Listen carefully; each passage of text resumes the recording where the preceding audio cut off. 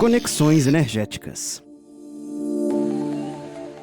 Olá e bem-vindos de volta ao Conexões Energéticas, podcast que ilumina os aspectos cruciais da energia, mas também se preocupa profundamente com o seu bem-estar.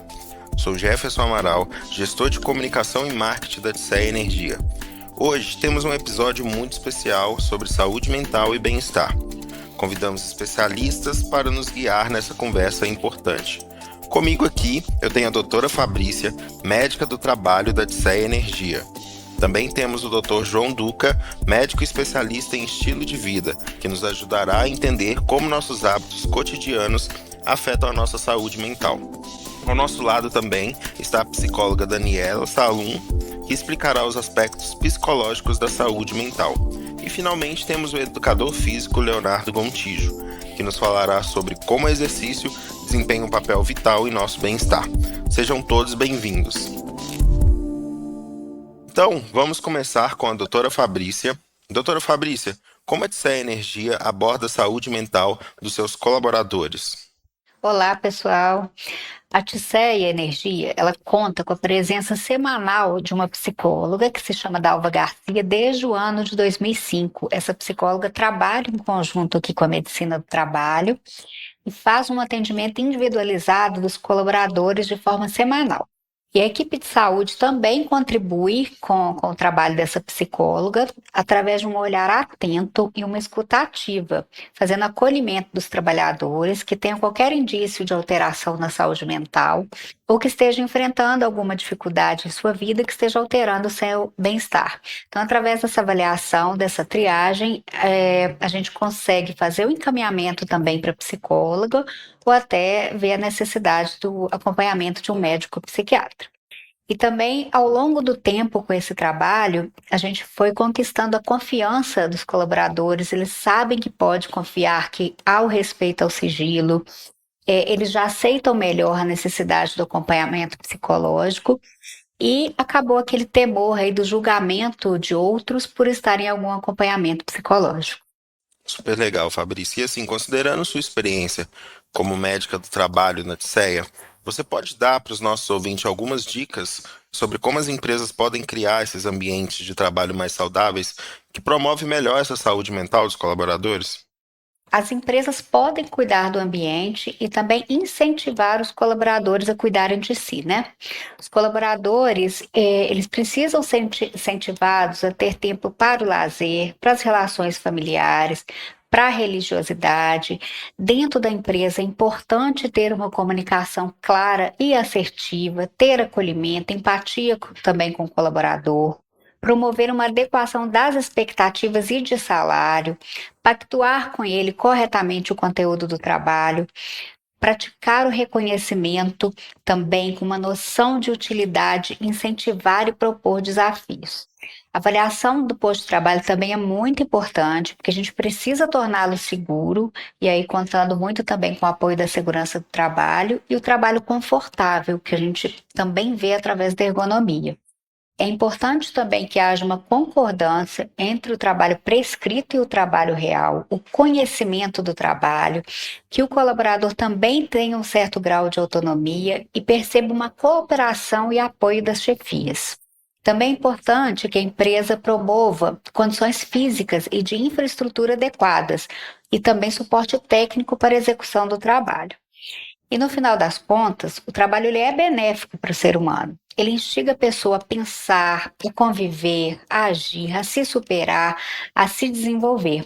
E quando a pessoa se sente motivada, ela contribui muito com o seu conhecimento e inteligência. E é importante que ela se sinta também cuidada pela empresa. Muito legal, Fabrícia. Obrigado pela contribuição. Agora que a gente já ouviu essa vertente vindo de uma médica do trabalho, a gente passa agora para ouvir um pouco com o Dr. João, que também é um médico, mais especialista no estilo de vida. Dr. João, quais são os principais aspectos de um estilo de vida saudável que traz benefício para a saúde mental das pessoas? Oi, pessoal, bom dia. Eu trouxe aqui para vocês, eu resolvi trazer, por convite do pessoal aí da organização, alguns aspectos do estilo de vida e a influência desse estilo de vida na saúde mental dos trabalhadores. E a gente sabe que o conceito de saúde hoje ele é muito mais amplo do que apenas a ausência de doenças. Nós somos seres biopsicossociais, espirituais e nós precisamos, além de uma saúde orgânica, né? Nossos sistemas, nossos órgãos funcionando bem, também de saúde mental. A gente tem que combater aí qualquer grau de ansiedade, depressão ou distúrbio mental que a gente tiver e socializar, não só com famílias, amigos, afinal, ninguém vive bem isoladamente, né? E a parte espiritual. A parte espiritual, a religiosidade é algo inerente do ser humano e nós precisamos praticá-la, não necessariamente ter uma religião, tá? Mas a espiritualidade, como um aspecto, como um conceito mais amplo da palavra, faz parte do ser humano. Então, nós somos seres biopsicossociais espirituais. E da parte orgânica, quando dizemos de fato, saúde, doença, do ponto de vista de corpo, sistemas, órgãos, a gente sabe que os pilares para uma longevidade saudável, né, para que a gente evite doenças crônicas como diabetes, pressão alta, obesidade, é a atividade física, um sono adequado, tá? E uma alimentação equilibrada. Esses são os três pilares para uma longevidade, para a gente conseguir viver bem e ter qualidade de vida, tá bom? Legal, João. Então, pegando um pouco da sua fala, a gente precisa realmente mudar um pouco os hábitos, né? Então, assim, quais são algumas mudanças práticas que você pode dar de dicas para os nossos ouvintes que eles podem fazer para promover um bem-estar nas suas vidas? Essas mudanças de hábitos mesmos, Isso, assim, sim. que pequenos hábitos que podem mudar no dia a dia que vão contribuir para essa saúde e bem-estar melhor. Se a gente focar nesses três pilares, vamos dizer, aí, de uma vida longeva e saudável, com qualidade de vida, a alimentação equilibrada, o exercício físico regular e um sono adequado, começando aqui pela alimentação, a gente tem hoje uma grama de informações na internet, cada um falando, esse alimento aqui faz mal, né? Pão é veneno, tal coisa é veneno. A gente não, a gente tem que evitar um pouco desse terrorismo alimentar, né? E não associar como se um alimento fosse a causa ou um tipo de alimento fosse a causa dos problemas. De fato, a gente tem uma máxima na nutrição que é a seguinte: a modernização e toda essa revolução industrial que aconteceu no mundo, a gente saiu de um momento de muita escassez de alimento por uma abundância de alimento. Tanto é que antigamente não se via tantas pessoas obesas da forma como se vê hoje. Isso tudo se vê e a gente diminuiu a quantidade de fome, vamos dizer assim, no mundo, com certeza. Porém, aumentou a quantidade de síndrome metabólica, de obesidade. Isso devido à entrada dos alimentos industrializados, alimentos processados. Então, o que a gente vê hoje é um excesso de peso em grande parte das pessoas, não só aqui na América, mas na Europa também, principalmente na América do Norte, como a nossa cultura ela sofre muita influência da América do Norte, a gente vê uma quantidade de pessoas acima do peso, com síndrome metabólica, né? Distúrbios do metabolismo da glicose, das gorduras, tudo isso devido ao excesso de consumo, não só de açúcares, mas alimentos processados. E geralmente esses alimentos processados, ultraprocessados, eles são ricos em açúcares simples, são ricos em gorduras, gorduras saturadas, gorduras trans. Então, uma máxima que a gente pode deixar em relação à alimentação é desembrulhe menos e descasque mais. A gente procurar alimentos que são in natura, naturais, sempre será melhor para o nosso organismo, tá? Procurar ou dar preferência para alimentos naturais. Tem até professores que falam que lugar de comprar alimento, comida de fato, não é no supermercado, é na feira. Porque no supermercado a gente tem produtos alimentícios. Então a gente deve desembrulhar menos e descascar mais, tá bom? Agora, do ponto de vista de exercício físico, a gente sabe das evidências científicas que comprovam que não só o exercício físico aeróbico, né, que seria a caminhada, corrida, bicicleta, tá, natação, mas também o exercício de força, o exercício resistido contra uma resistência, pode ser com o próprio peso do corpo, com um elástico, como por exemplo o Pilates, né, a própria musculação. Existe um benefício superior da associação entre exercícios aeróbicos e exercício de força, porque às vezes o exercício aeróbico melhora bastante o perfil lipídico, né, o risco de doenças cardiovasculares, o risco de diabetes, porém ele não estimula a nossa massa muscular, que é a nossa principal reserva, vamos dizer assim, de saúde, de funcionalidade. O tipo de exercício que de fato melhora essa funcionalidade, essa mobilidade, essa força muscular ao longo de toda a vida, algo que é muito necessário para a nossa qualidade de vida no futuro, no envelhecimento, é o exercício de força ou a musculação, que aí a gente vai estimular a preservação dessa massa muscular. Então, quando se fala de exercício físico, claro, alongamento, mobilidade é uma coisa interessante de se colocar em todas as sessões de exercício físico, mas é necessário uma associação. O benefício é maior quando se associa exercícios aeróbicos com exercícios de força, de musculação, por exemplo, tá? Então, uma mistura desses dois já foi demonstrado que existe não só uma melhor qualidade de vida, uma melhor sobrevida, um menor risco de doenças no futuro, tá bom? Então, exercício físico regular, a OMS, ela preconiza pelo menos 150 minutos por semana, tá? Então, isso para o paciente não apresentar nenhum tipo de doença ou não começar a ganhar peso. Então, 150 minutos por semana é o equivalente aí a 3 vezes na semana durante 50 minutos ou 5 vezes na semana durante 30 minutos. Esse é o mínimo, tá bom, gente? Então, esse é o mínimo para a gente não ficar doente. Claro, se a gente tem alguma condição já instalada, um sobrepeso, uma obesidade, uma síndrome metabólica, um diabetes, uma pressão alta, a gente pode aumentar esse nível, esse volume de atividade física como forma de adjuvante de tratamento e assim obter uma resposta. O exercício, ele é um medicamento, por isso que ele deve ser tomado ou feito diariamente, tá? Ele é dose dependente, claro que a gente não precisa exagerar, que é um estresse físico, ele pode ser negativo também para a nossa saúde em excesso, porém, ele é praticamente um remédio. E as evidências científicas hoje já demonstram os benefícios não só na saúde óssea, na saúde muscular, na saúde cognitiva, em diversos aspectos, tá bom? E para finalizar, além da alimentação e da atividade física, a gente tem o sono adequado. A gente sabe, pessoal, que hoje muitos distúrbios mentais ou também de comportamentos alimentares, vamos dizer assim, como a compulsão alimentar, o paladar infantil, estão muito relacionados a distúrbios do sono. Então, os distúrbios do sono, o sono quando ele não está reparado ou não está adequado, a gente acaba mudando também a nossa avidez, por exemplo, por carboidratos. Então, não sei se vocês já perceberam, mas quando a gente tem uma noite de sono ruim, a gente no outro dia fica estressado, o nosso cortisol fica mais alto e a gente fica buscando formas, né, de alimentação que nos dê mais prazer.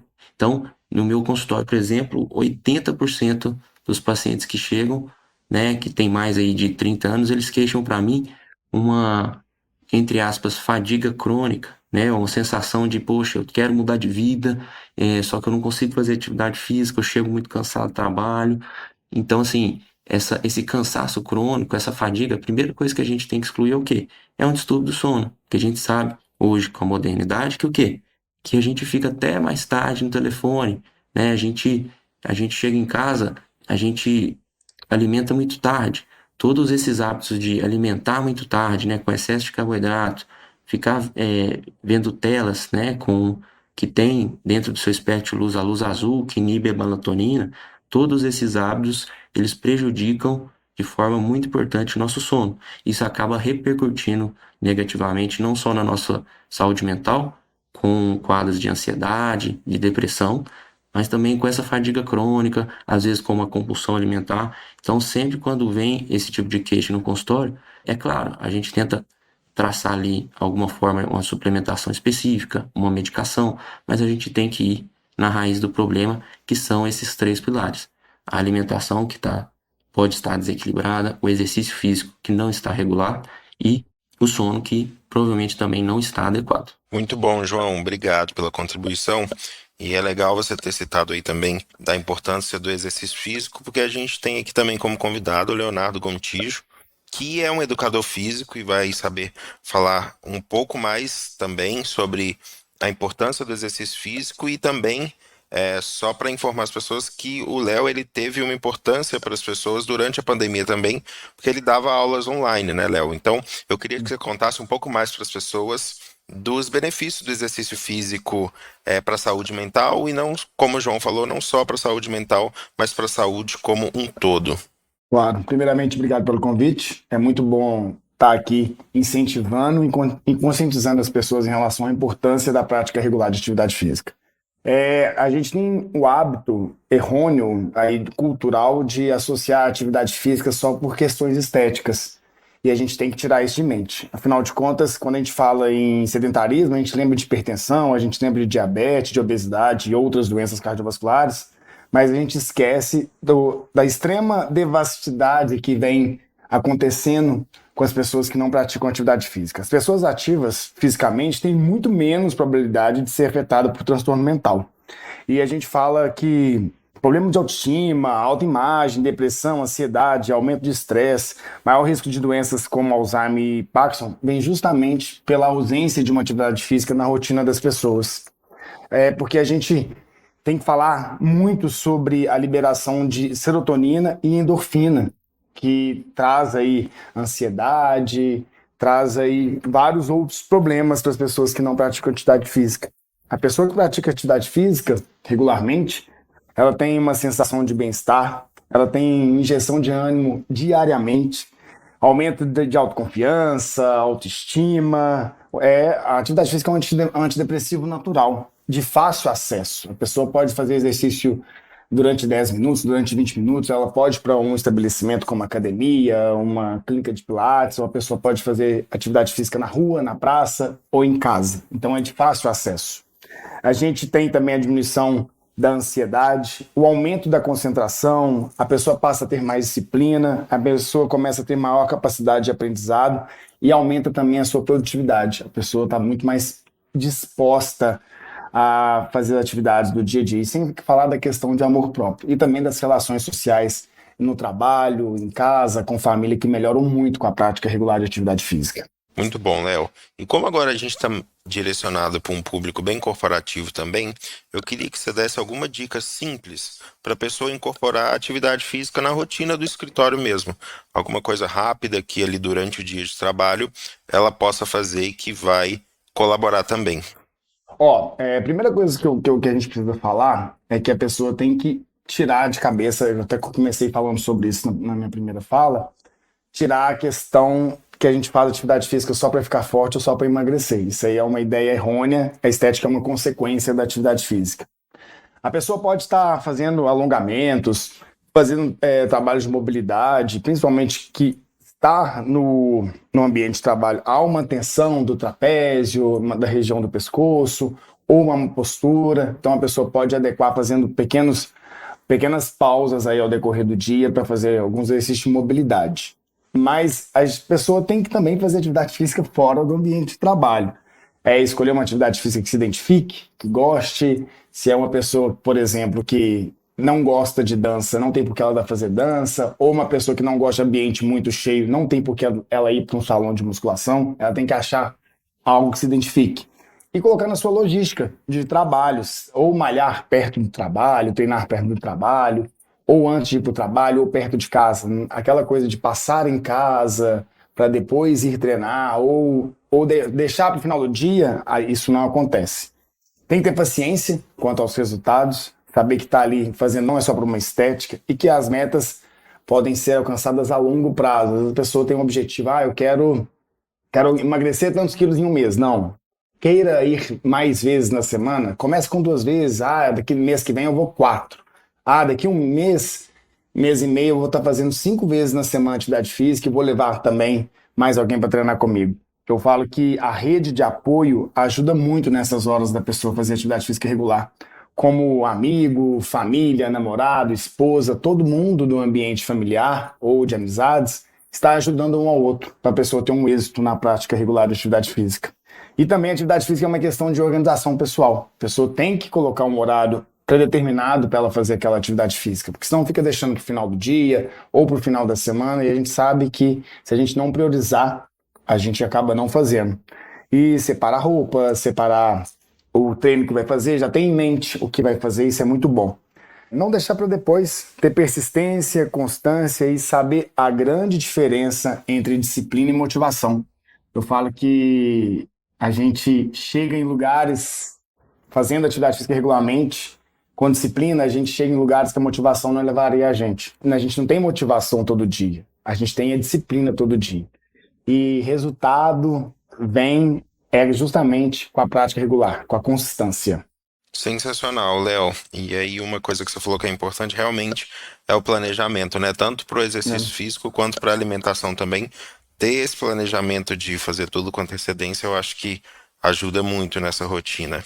E agora, para a gente fechar com chave de ouro, a gente quer ouvir um pouco também da Daniela, que está aqui com a gente, que é psicóloga. Dani, você pode falar para a gente um pouco nesse aspecto da psicologia, como que ela contribui para esse bem-estar mental também? Bom dia, Jefferson. Bom dia, pessoal. Obrigada pelo convite. É muito bonito ver esse movimento da medicina, né, do esporte, tá atrelado com a psicologia, né? Porque, como o João falou, né, nós somos corpo, mente e espírito. E a mente comanda muito as nossas ações. E o nosso corpo, ele fala muito também. Então, a psicologia ela vem investigar os seres humanos tanto no aspecto comportamental quanto emocional. E o psicólogo é o profissional que está de fora e que vai estar ali possibilitando, iluminando e trazendo novos caminhos para aquela pessoa que está em sofrimento emocional. Legal, Dani. E como que as pessoas podem equilibrar essas demandas do trabalho com esse autocuidado e o tempo pessoal que a pessoa precisa, né? Então, às vezes, a pessoa acaba falando que ela está sobrecarregada, que é muita demanda no trabalho, e aí chega em casa, tem mais um tanto de coisa para fazer. Então, como que seria legal para a pessoa conseguir equilibrar tudo isso? A gente está num momento de vida muito corrido, né? Parece que não dá tempo da gente fazer todas as coisas que a gente tem para fazer. O trabalho, ele é o segundo lugar que a gente passa mais tempo depois da nossa casa, né? Então, ele tem que ser um lugar ali onde a gente se sinta confortável, como a doutora Fabrícia mesmo falou. O que a gente precisa? Estabelecer limite, saber os nossos limites, o limite do nosso corpo, o limite da nossa saúde. Então, a gente precisa ficar em bastante observação em relação ao corpo, porque o corpo fala. Então, a gente começa, quando alguma coisa não está bem, a gente começa a sentir ansiedade, fica taquicárdico, a gente começa a ter insônia, né? E a gente precisa contar com algumas ajudas que são possíveis, né? Além do RH, da medicina do trabalho, da psicologia do trabalho, a gente se perceber e fazer pequenas pausas conscientes. Então, assim, eu vou tomar um café, deixa eu degustar desse café. São 5 minutinhos, mas que são, às vezes, aquele respiro no meio de um turbilhão de coisas que a gente está fazendo, né? No meio daquele tanto de compromisso.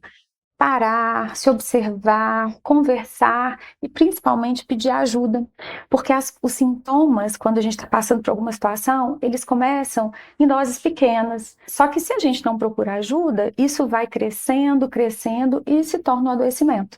Então, para a gente se observar e procurar ajuda o quanto antes. Legal, Dani. Quando a gente fala em procurar ajuda, quais que são os meios que a pessoa pode procurar essa ajuda?